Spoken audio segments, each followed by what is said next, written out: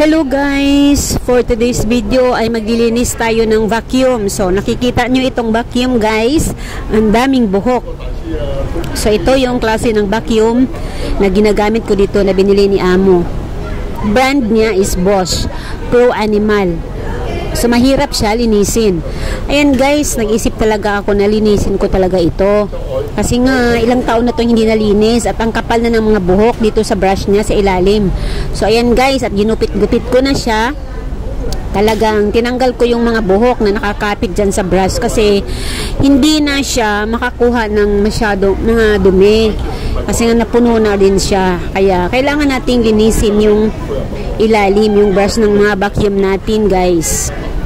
So sa mga kasambahay dyan, mga helper at kung ano pa, siguro alam nyo na, relate na kayo dito sa mga ginagawa natin.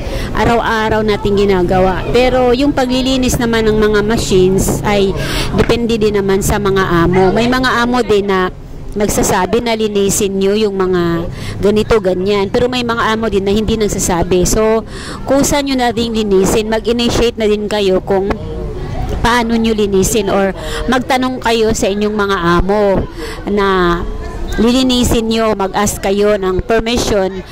Baka mamaya magalit sila na nilinis mo yung mga gamit nila. So, ayan guys, ang dami talagang buhok. So, medyo nalinis na siya guys. At saka guys, hindi siya pwedeng hugasan, hindi ko siya pwedeng tanggalin sa ilalim kasi nga ang liliit ng mga screw niya. At ang hirap na din siguro ibalik. So ayan, nilinis ko na lang yung brush niya, ibabaw, at saka yung mga alikabok sa ilalim. Tinanggal ko na din. Hindi siya pwedeng hugasan kasi yung mga amo ko is uuwi din mamaya. Nagdi-dinner lang sila sa labas sa bahay ng friend ng amo ko. So naiwan ako dito. Okay lang din naman sa akin na hindi ako isasama para makagawa din ako ng gusto kong gagawin.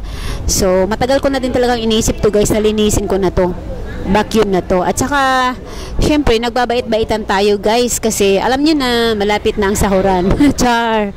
So ayan guys, at kinalikot ko na guys yung mga loob-loob at brush natin para matanggal yung mga alikabok. Sobrang alikabok na talaga guys kasi ilang taon na yan na hindi nalinis. So first time ko pa itong nilinis talaga sa loob, ilalim. Pero lagi ko naman siyang nililinis yung sa may filter niya guys. Yung sa may filter niya, dalang bisis ko na siyang nalinis, sinugasan. Pero ang bilis talagang magkaroon ng dumi. Ang bilis mapuno. Kasi nga, laging ginagamit. Sa isang araw, ilang beses kaming nagbabacuum, 'di ba? So, maalikabok yung bahay. At saka, syempre, yung mga ano ng pagkain ng mga bata. Ayan guys, talagang maalikabok siya. Ayan, malinis na yung brush niya, malinis na yung loob. So, ito guys, yung filter niya sa loob guys, yung sumasalot talaga ng mga alikabok at mga dumi. So, ayan, binabrush ko na lang guys, hindi ko hugasan kasi ulan ngayon at masamang panahon ito sa Hong Kong, laging nag-uulan. So, hindi siya matutuyo. Kailangan talaga siyang hugasan. So, 'di ba, ang alikabok. Pero okay lang, at least nalinis ko temporary. Pero huhugasan ko din ito guys pag mainit ang panahon para matuyo. Kasi nga, everyday at laging ginagamit talaga ang vacuum. So, kailangan lagi siyang tuyo. Hindi siya pwedeng basa. So, ayan ang alikabok guys. Ayan mo, tingnan mo yung foam niya. Ayan, pwede siyang matanggal. Pwede yung mahugasan yung foam niya. So, may instruction din naman yan dyan guys. So, ayan, ibalik na natin para maibalik na natin at magamit na natin ang ating vacuum kasi aalikabok din naman yan. Gagamitin din natin naman yan ngayon pagkatapos. So, ito yung vacuum na Bosch, yung Pro Animal. Ito yung style na vacuum. Maliit, magaan lang naman siya hindi siya mabigat. So, yun na guys, at in-install na natin, binalik na natin yung ating vacuum. Thank you for watching. Hope you like it.